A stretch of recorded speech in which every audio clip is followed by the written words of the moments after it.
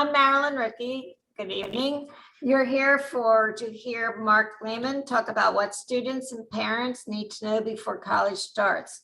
Before we have the introductions by Mary, I just want to, in case you don't know anything about the National Alliance on Mental Illness, it's an organization that was started by families to help and support those living with a mental illness, both the person and the families. And we have an affiliate here in the Farmington Valley that has support groups, education, all which is free. And you can go to our website, Farmington Valley, NAMI, Connecticut, just Google that, or NAMI, Connecticut, and you can find our website. And we hope you do, because we have a lot of information and you shouldn't have to deal with any issue of mental illness by yourself. There's a whole organization to help you, and it made a huge difference for myself and my family. So I hope you will seek us out. Mary can introduce our speaker. Okay, thank you, Marilyn. Hi, I'm Mary Latina Smolka, and I'm the Vice President of NAMI Farmington Valley.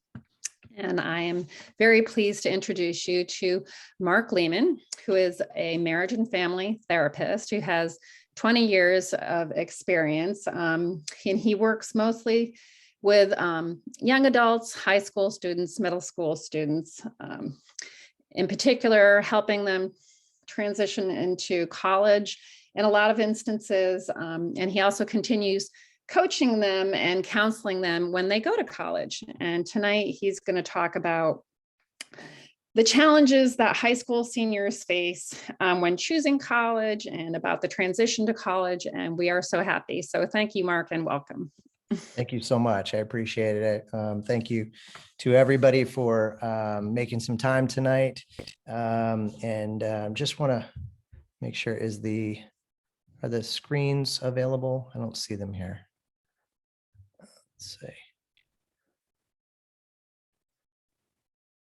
Mary, do you know if the slides are up by any chance, or? I don't have them. You don't have them? No. I don't have the slides. That would be Pat, I think. No? I'm not sure. No, I don't have them. Nobody sent them to me. Okay. Well, Hang on a minute. Let me try something. Sure. Okay. It's because right now it says that you can't share. So I thought I set him up. No, he can share. is he a host? Because it says right now only the host can He share. can share, but Oh, hang on a second. He's a co-host. he should be able to share. He's a co-host. That's Okay. the way it works. But I don't have his slides to. Marc, on the bottom of your screen, do you have Yes, Fair I'm enough. sorry. I'm Nobody sorry can to hear everybody. anybody. Just give me one moment. Let me call the slides up. I'm sorry. I thought they would be up. So just give me one moment. Let me see if I can get them on here, and then we'll get us up and rolling. Just be a 2-minute delay. My apologies. Let's see.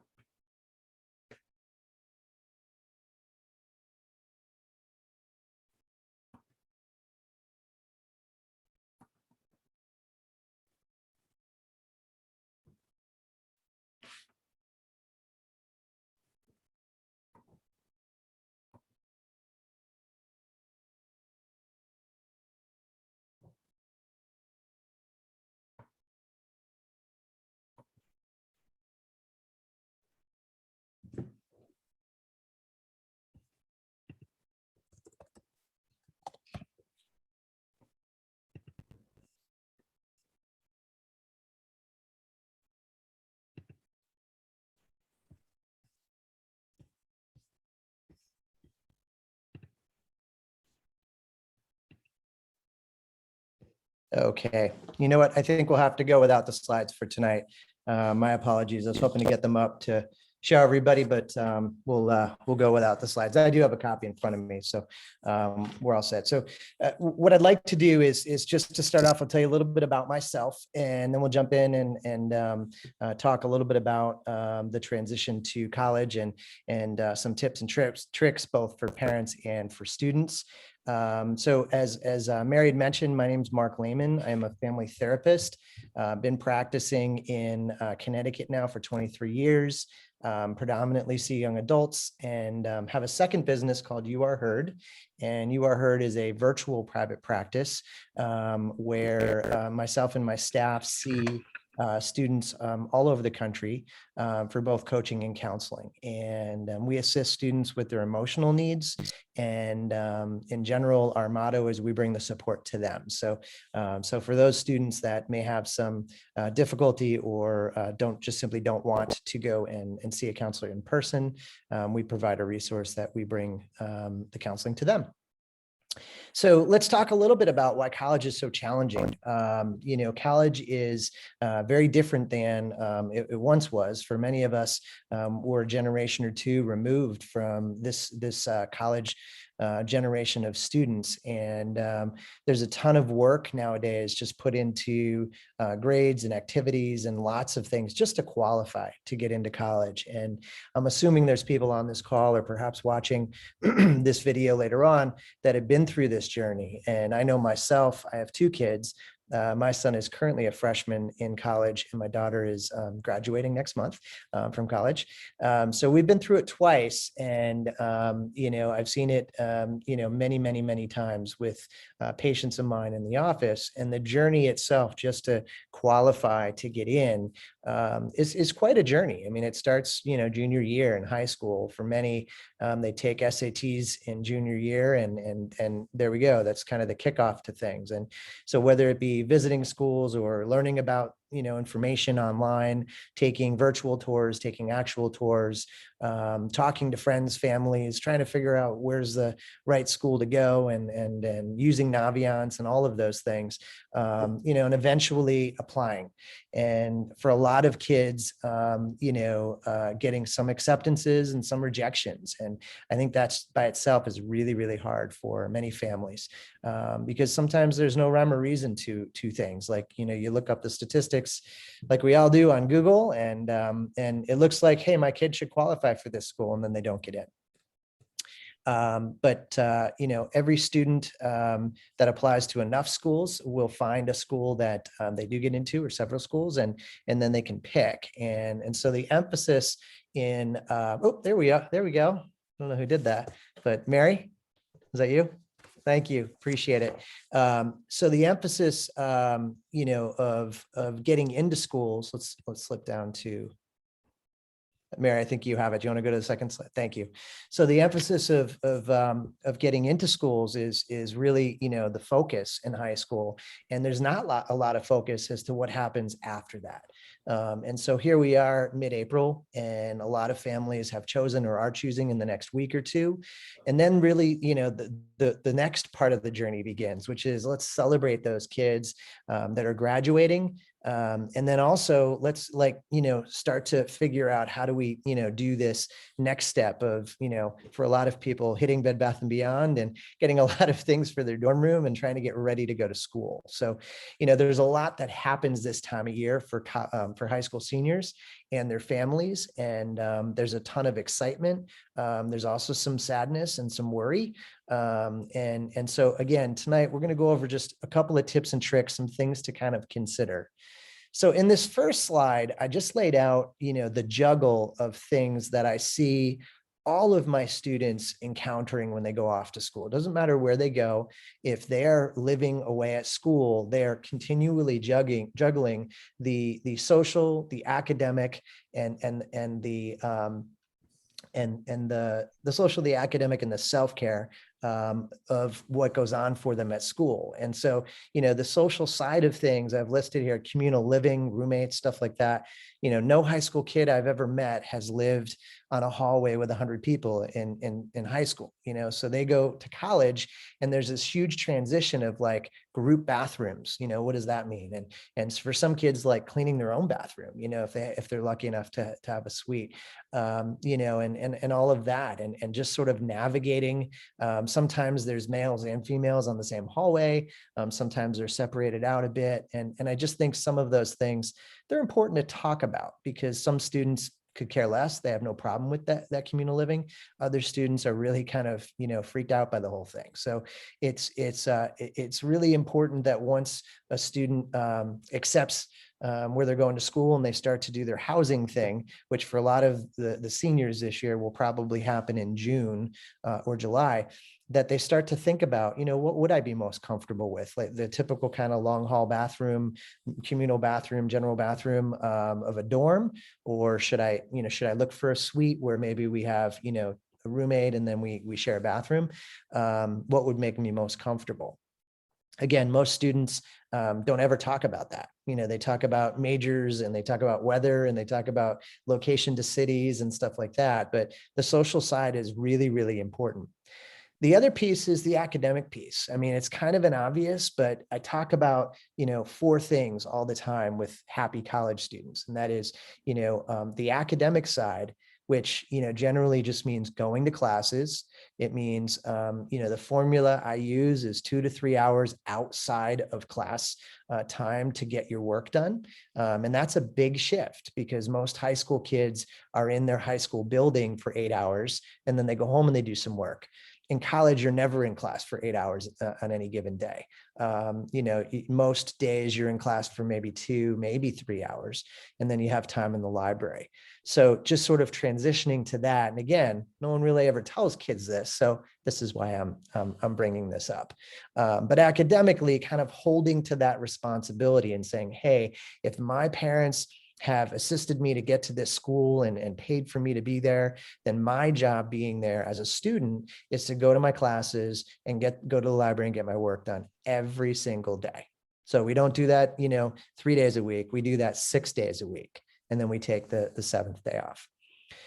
So that's academic. The formal and informal social, which is, 2 and 3 of my 4 things, are, formal is joining a club and activity on campus. A lot of campuses will have, activity fairs the first week of school in the fall. So I always tell kids, look for that, because it's a nice, easy way to figure out what activities exist on campus. And you literally just walk around and put your email down and they'll email you.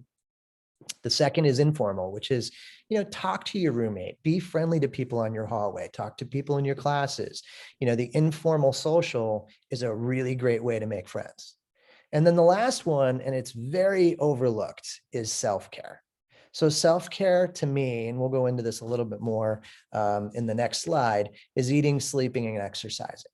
So getting enough rest, getting enough sleep, and getting some physical activity in. But as I said at the bottom here, the juggle of all of this is the challenge of college. So college is awesome. It's so much fun, but you have to take your responsibilities seriously.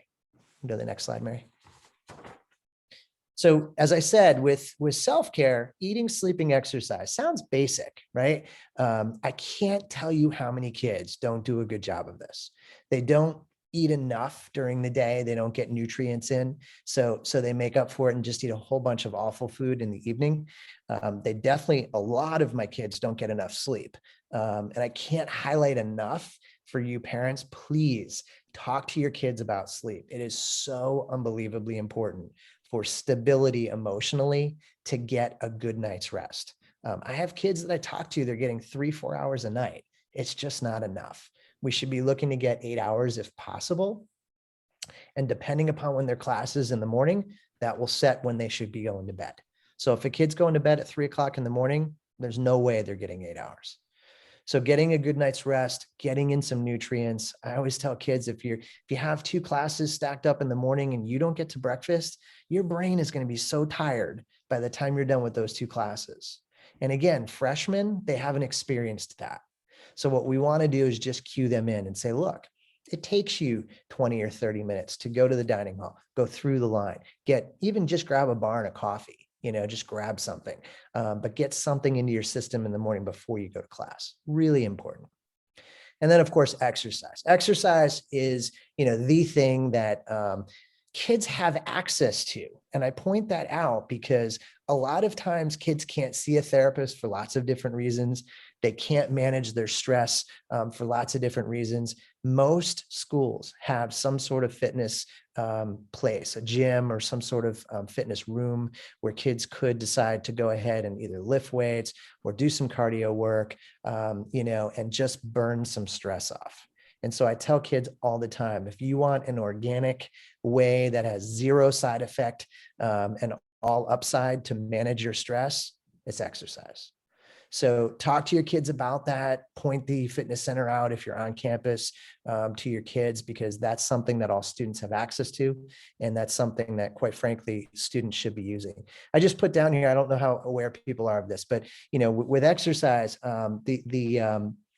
the research shows that if you were to exercise 20 minutes or above, which just means getting that heart rate above resting for 20 minutes or above, you could get an impact of positive feel-good chemicals for up to 10 hours throughout your day. And again, zero side effect. So if there's any concern about your student being overwhelmed or inundated with stress, that is a fantastic way to burn stress. Okay. Just jump to the next slide. So when should I get support? This is a question that comes up all the time. And, sometimes students, I just put some quotes down here. I feel sad a lot. I restrict what I eat. I smoke weed on a regular basis. For parents, that's marijuana. Kids refer to it as weed. So just, knowing the language, I think by itself is important. It helps me stay calm. Nobody knows it, but I cut myself sometimes. Sometimes I wonder what it would be like just if I wasn't here. These are comments and quotes that I hear from students on a regular basis. And I generally will tell students, first things first, if you're not as communicative as you could be with your parents, try to be. Try to work on that. Try to share a little bit. So when the typical comment comes up, hey, how you doing? How was your day, Mark? And your response is, it was fine. And there's nothing else said. You really haven't told your parents much. But if you tell them, hey, it's been kind of a transition. It's been a little bit hard. Most kids that I meet that go to school as freshmen are homesick, and that's okay. I think that's a very normal thing to happen. But one really important thing to do about it is to try to talk it through and to recognize, hey, I may be sad because I just went through a big change, kind of missed certain things like, your bed at home and your dog and home cooking and whatever else, you might miss. But certainly that's a pretty typical normal response that freshmen may have. I want students to know and hear me say very loudly and clearly that it's okay to feel sad and it's okay to feel anxious at school. It's really important to know that there is support available, whether it's through You Are Heard or through your school or through anywhere else. The place you want to really kind of consider avoiding is your friends, because your friends are probably feeling very similar things to you and they can offer a certain level of support. But a lot of times friends don't know exactly when professional support is needed. In my opinion, most students need support when they're at school at some point.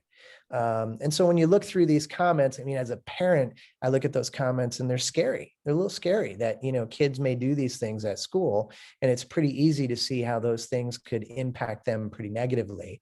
But again, we've got some really positive ways to cope. Exercise, we talked about that in the last slide. And there's a lot of other opportunities at school to cope, even socially to cope, and to kind of get you through the day so that these things don't get so overwhelming for you. So common mental health issues that students encounter, nowadays I see a tremendous amount of depression, see a tremendous amount of anxiety. We see some eating disorders. We certainly see a lot of attention deficit issues with kids. What we're actually seeing a lot of in the office in the last year or two, I think it is related to COVID, is kids that have symptoms of these things, but not an actual full diagnoses. So they've got, think of it like they've got characteristics of depression or characteristics of anxiety. And many of these kids have never had them before.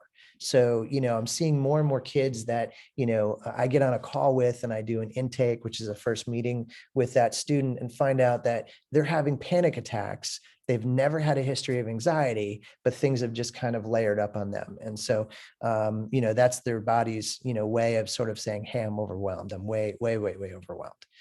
So it's kind of important, I think, for both kids and parents to know what depression is. Depression, is general fatigue, loss of motivation, isolation, sadness, sometimes suicidality, where kids feel like they want to hurt themselves.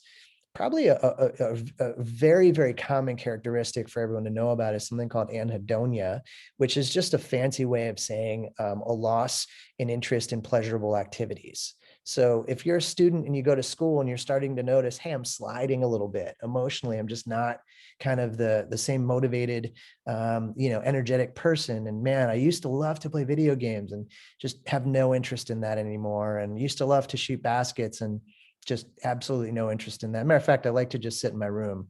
You might be struggling with depression. And those are things that, are really important to kind of deal with because they can get worse.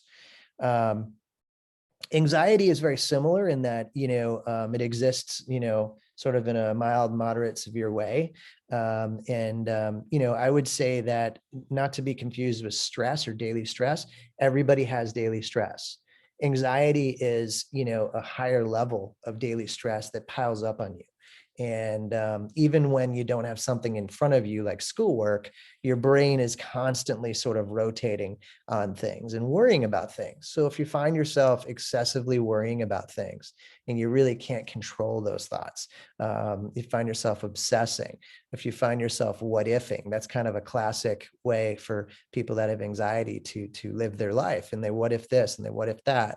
And they find their heart rate is up, and they find that sometimes they have symptoms where they're literally hot under the collar, or they're getting some sweats, sweaty palms.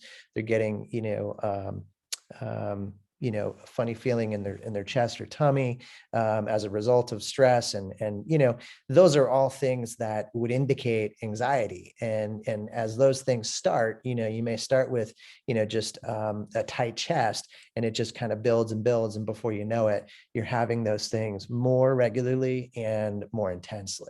So again, anxiety is something just like depression to be taken seriously because it can get worse. And usually both of those things are impacted by the daily stressors that are coming in. And in college, the daily stressors for 15 weeks every semester, kids are getting assignments, and those assignments are coming at them constantly. So, it's really, really important that kids understand when they go to college, it's kind of their job to be able to have some ways to cope that aren't unhealthy, and to sort of defend that daily stress coming at them. How much stress is too much? What do I do if I'm worried about a friend? I would say, the question about how much stress is too much it's a tough one to answer. I think everybody has different capacities for it.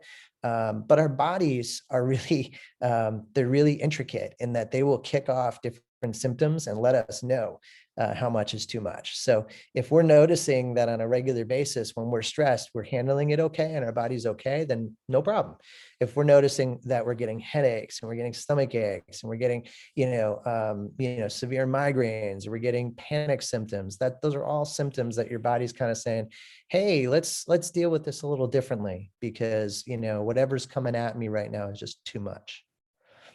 This comment that I put in about I'm worried about a friend, I put that in on purpose and just want parents and students to recognize, the unfortunate side of where we're at with mental health right now is that we are definitely in the midst of a crisis, and the mental health of young adults has gotten worse. One statistic that really just bothers me is 10 years ago, the suicide rate in young adults was 12th, the 12th leading cause of death. Last year, it was number 2. And so, as striking as that number is, the increase, it's even more striking when you hear about a young person who completed suicide. And so to me, it happens. It's awful. Awful doesn't even cover it. It's dreadful. And really, really important that students understand that things at school can pile up and get bad for them, and they can get bad for other people that they know. And generally, when I was in college and I was those students' age, I didn't really know much about depression, and I wouldn't expect them to either. So if students are encountering that either themselves or they're encountering that with friends, please reach out to an RA who you'll have on your floor, reach out to an RD, which is a resident director you'll have who manages your entire dorm, or reach out to any other adult on campus that you trust. And it could be even, adults off campus, like parents, like your counselor, like anybody, but don't ever do nothing if you're concerned about somebody. So on to the next slide, we'll just talk a little bit about ways in which we manage stress. I wanted to just throw out a few ideas for everybody so you have a sense of, hey, there's some techniques counselors can talk to you about and work on. And then there's some things that you can really consider working on yourself. How we as human beings manage stress is so vastly important to our mental health. If we manage stress poorly, it makes our mental health really bad. And there's lots of ways. I listed some of them here: listening to music, seeing friends, playing video games, movie shows, connecting with family members. I noted on the top here, breathing techniques. And so, again, just sort of a fast, easy way of dealing with things. Seeing if I can pull it up here. I posted, I don't know if you can see this on video, but I posted this today, and it's just a quick, easy way to kind of deal with if you're having severe panic or you're having high anxiety. It's kind of a quick, easy way of dealing with it. And what it talks about in that post is, 5 things that you see, 4 things that you feel, 3 things that you hear, 2 things that you smell, and 1 thing that you taste. And so it just kind of runs you through your 5 senses where you're sitting and you're just noting what's in your environment. And what it does is it really grounds you. And toward the end, it talks a little bit about taking some deep breaths and some breathing exercises. Those are some really kind of quick, easy 101 type ways to bring your stress level down as a student. I have lots of students that see me, but also walk to class with their earbuds in. If you have calming music, you might even consider kind of creating a folder for yourself before you go to school of music that you like to listen to just kind of cool you off. Have kids listening to that on the way to class, certainly going to sleep at night. So there's lots of ways that you can deal with your stress that are super healthy and kind of easy to do. So I just threw a few ideas your way through this slide, and ways in which you can manage your stress. So this last slide, I wanted to just talk a little bit about why we do all of this. And I mentioned some of this early on, but there's a lot of young adults out there suffering with mental health issues, anxiety and depression. And the percentages, I won't bore you with the details, but they're high. The amount of young adults that are experiencing anxiety, experiencing depression are high. And the amount of kids that get help, there's a real discrepancy. And so you have a lot of kids that go to school and they have these symptoms and they just sort of suffer in silence and they don't get assistance. And if assistance isn't available on campus, it may be available off campus. You may have to get it through telehealth or other means. But I want every student to realize that, if someone calls me and they're not getting assistance and I, for some reason, can't help them, I will at the very least find help for them. So I'll just put that offer out to you that, all students and all parents listening to this, just know, the whole reason I named my company You Are Heard is I want students to realize that they're not alone and that they're not out there by themselves, and that they don't need to suffer in silence. So just know as parents that there is that discrepancy. There is, a national average of kids, the amount of kids that get help is somewhere between 11 and 15%. And the amount of kids nationally that have anxiety and depression are way above 60%. So this isn't just my opinion. There's some numbers based on this, and there's that's really important for you to know. The other thing I touched on before is, the amount of kids that have severe anxiety and have thought about harming themselves.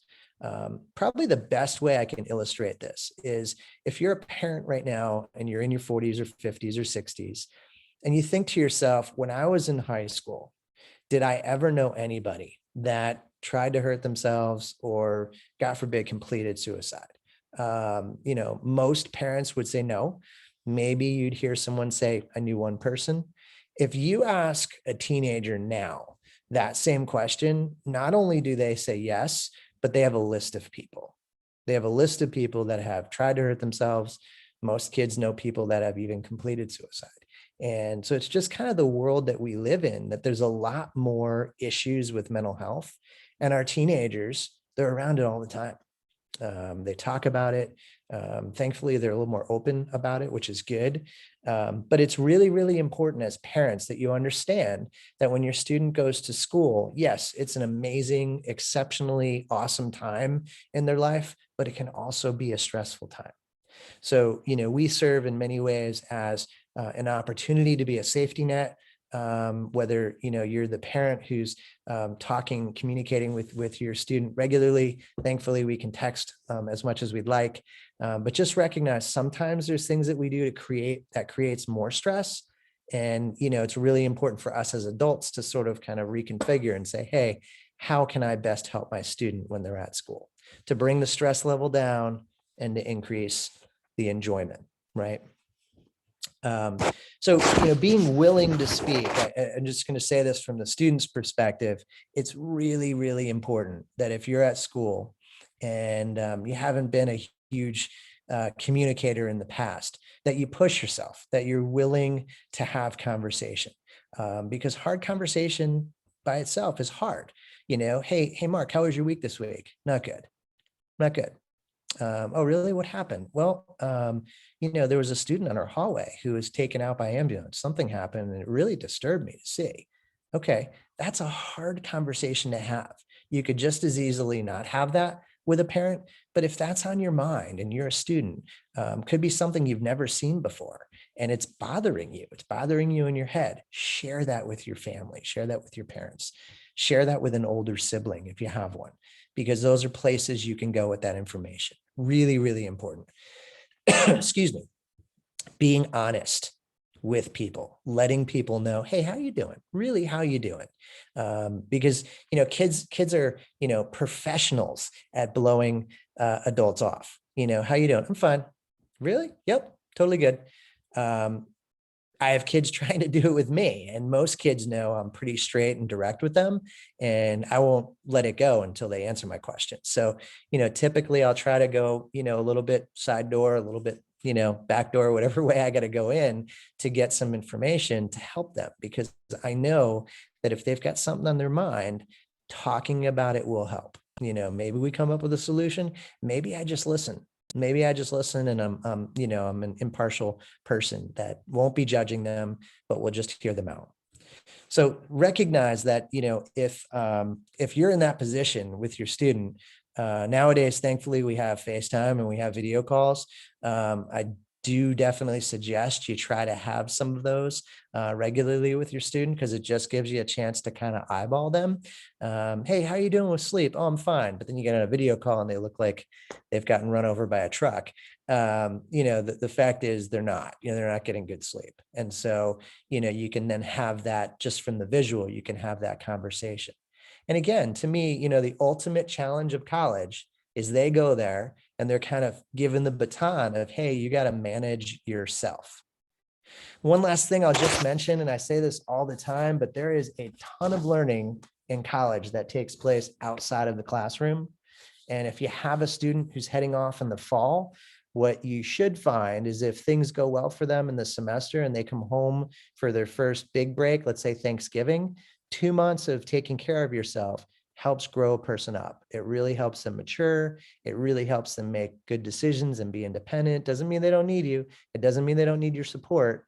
It just means that, from A to B throughout the day, they're really handling things, which is great. And I think for a lot of students, they don't have that in high school. So it's a wonderful opportunity for kids to head off to school for both parents and adults. It is a little sad for parents when their students leave, but just remind yourself, this is what they're supposed to be doing. This is what they've worked for. And when they've qualified to get in, this is their next step in life that, trust me, been through it myself, like I said, twice. And it's amazing when your kids get to that place and they finish up and you're super proud of all of what they've done. I'd like to open it up if I could for questions. Let me just see. Mary, I'm not 100% sure if I can see if people ask on my end. Can you see? If anyone's got questions, feel free. You can type You in can put the your chat. questions in the chat. Yeah. Mhm.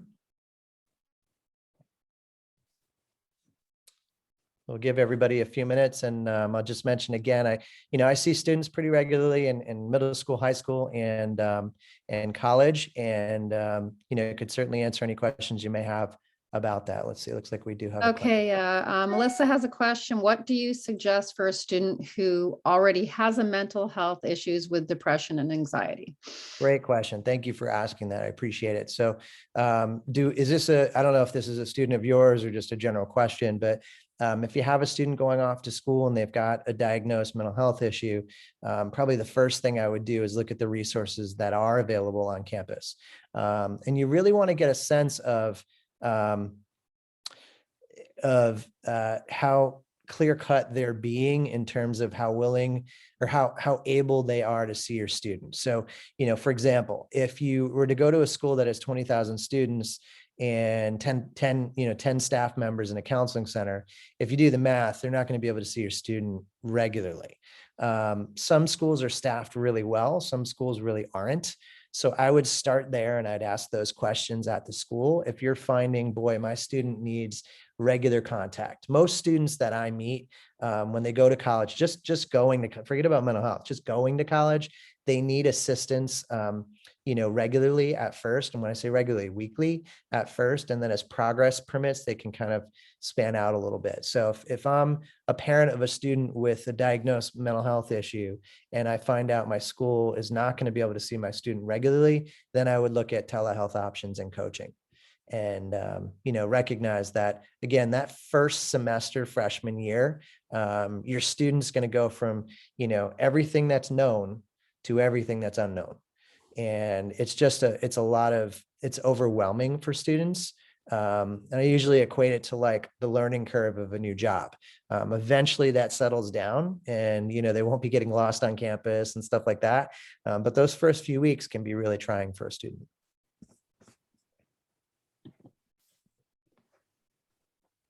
Any additional questions that people may have? I know I focused a little bit on the transitioning seniors and freshmen, but certainly we see students of all ages in college. We even see students that have graduated and are either in post-grad programs or off in adult world after college. And so, just know that you can ask questions on that as well. We're pretty well versed in all of those ages.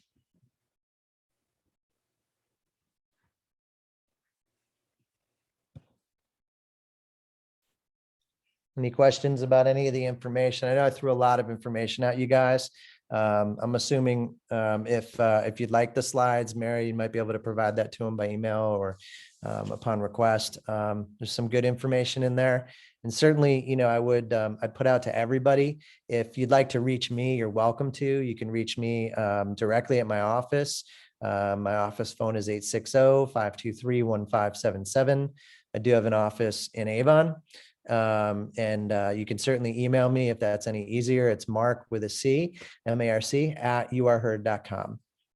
Oh, so there's another question about, do you recommend a local college or a college further from home for a student with mental health issues? I would say, that is asked every one of my students that's applying that has anxiety or depression, that always comes up. And I hate to give a political answer, but it really depends on the student. If you have a student who is kind of hooked into resources, so they've been taking their medications and they're stable on them, they're seeing a counselor regularly and they're embracing that. Going further away is not as big of a deal.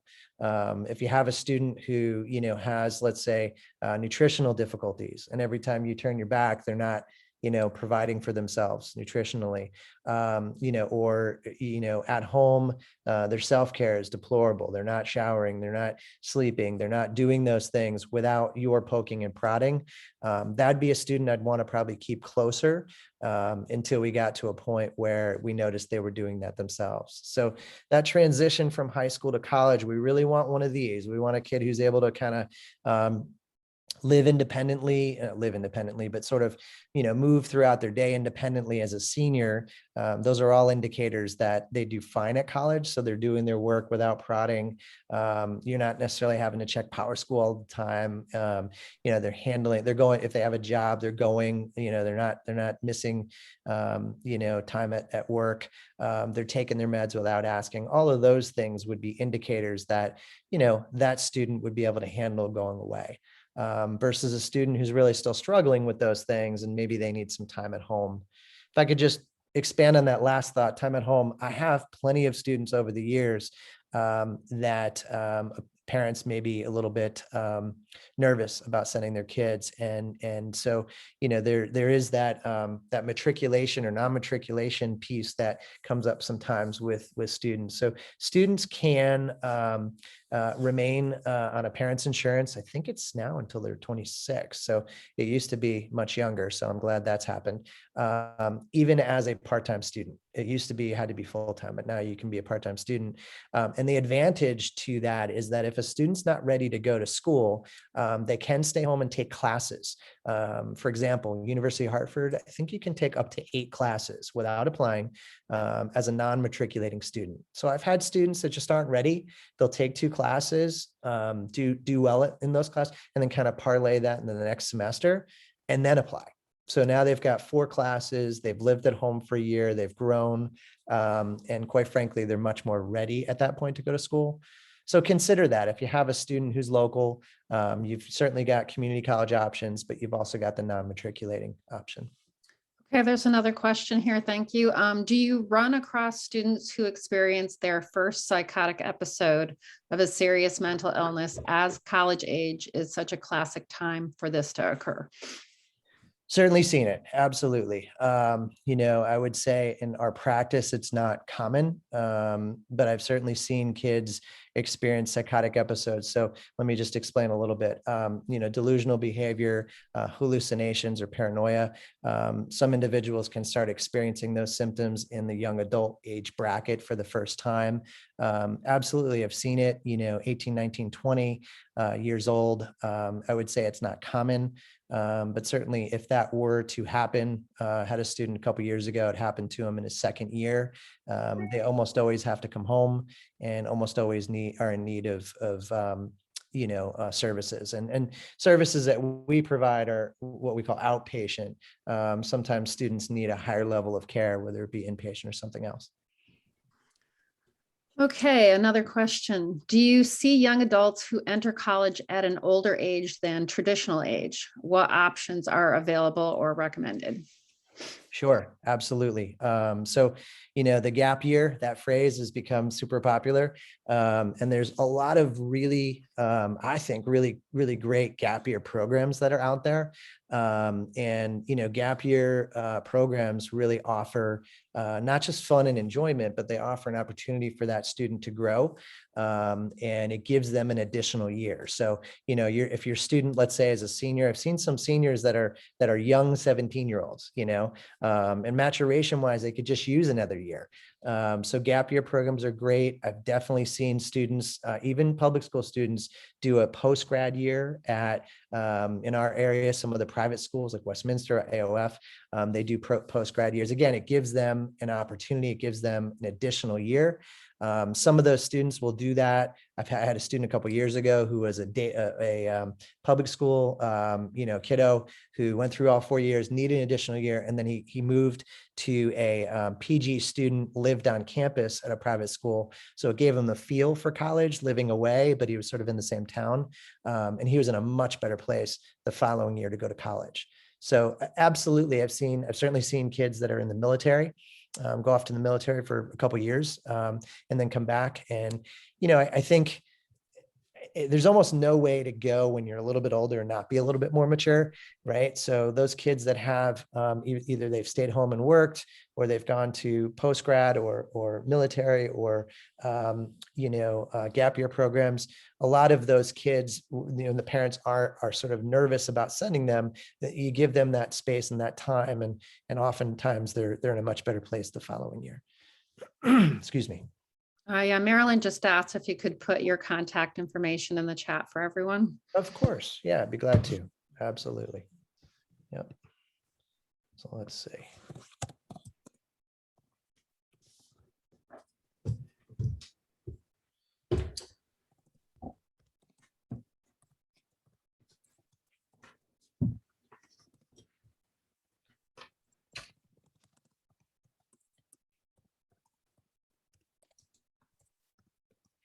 As I'm doing this, I definitely encourage families, if you have questions, concerns, whether you think your student's going to be a student of ours that we help or not, I definitely encourage you to reach out if you have questions, concerns. I'd be glad to try to answer any of them. If I don't have the answer, I may redirect you to somebody.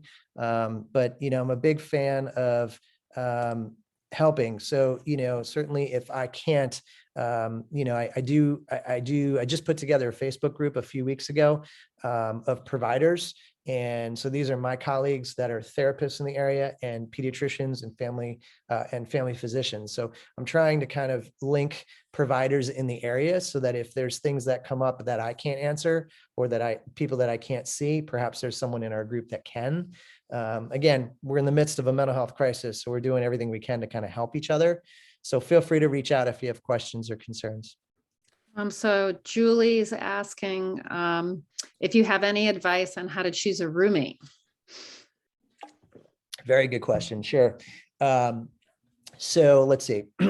Two things. So if your student is an incoming freshman this fall, so at this point, just timeline wise, it's probably a little bit early, but good to have this information. So there's two things you can do.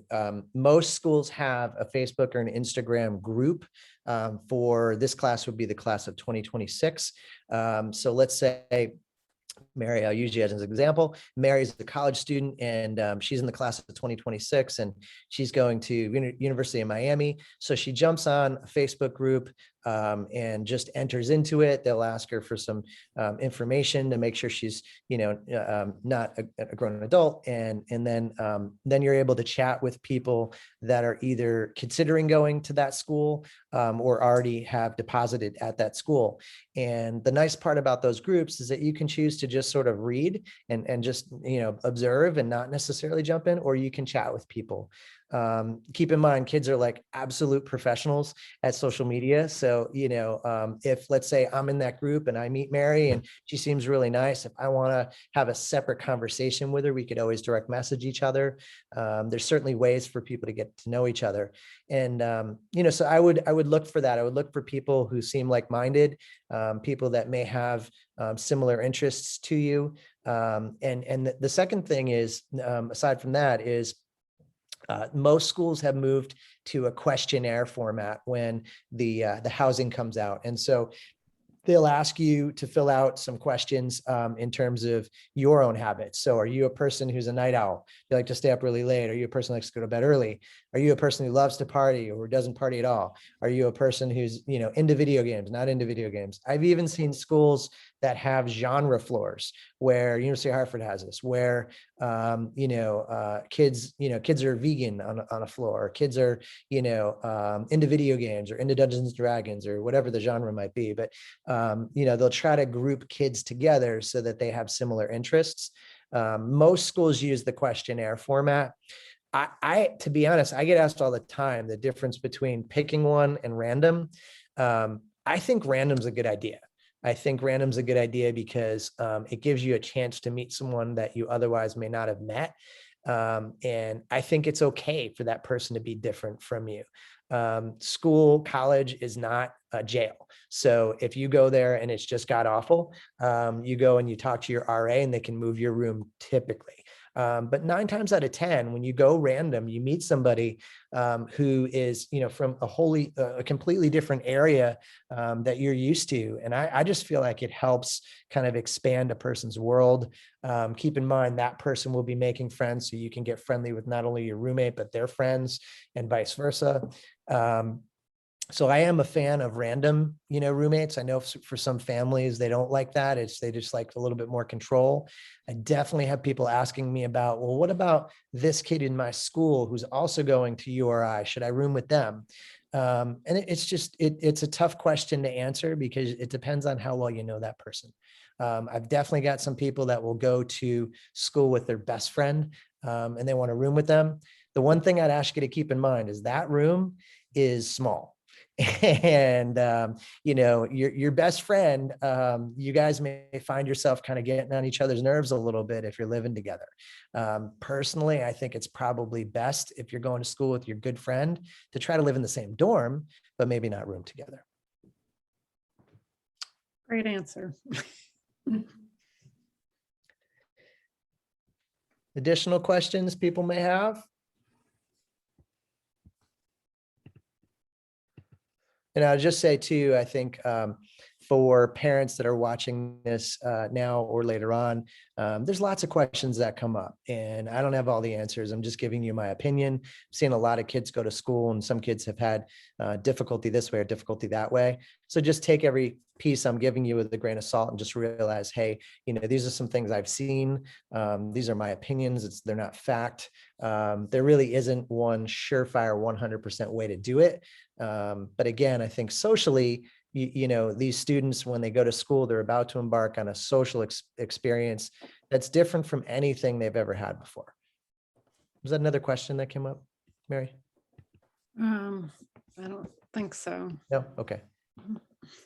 Yeah. So just to, again, to clarify, I mean, again, think about a dorm experience. For many of us, it's been a while since we've been in school. But a dorm experience is, there's lots of kids around. And I usually tell students, kind of warn them ahead of time, it's hard to get privacy at school because there's always people kind of around.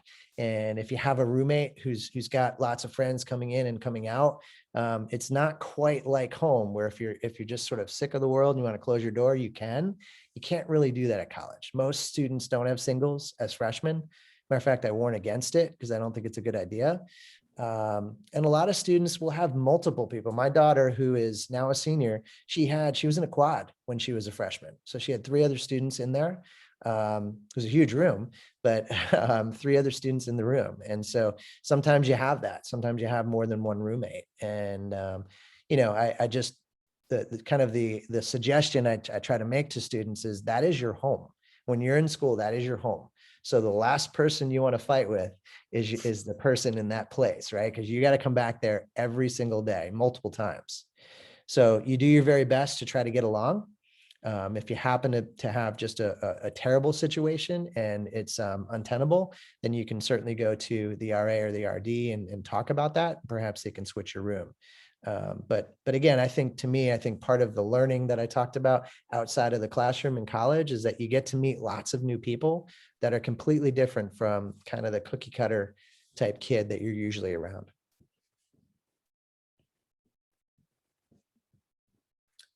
Any additional questions that people may have?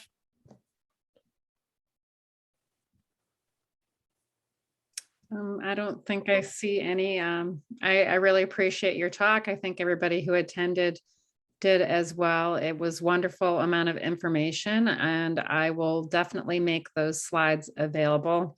We will post a recording on our website for those people who weren't able to attend. But thank you so much, Mark. It was great information and we really appreciate it.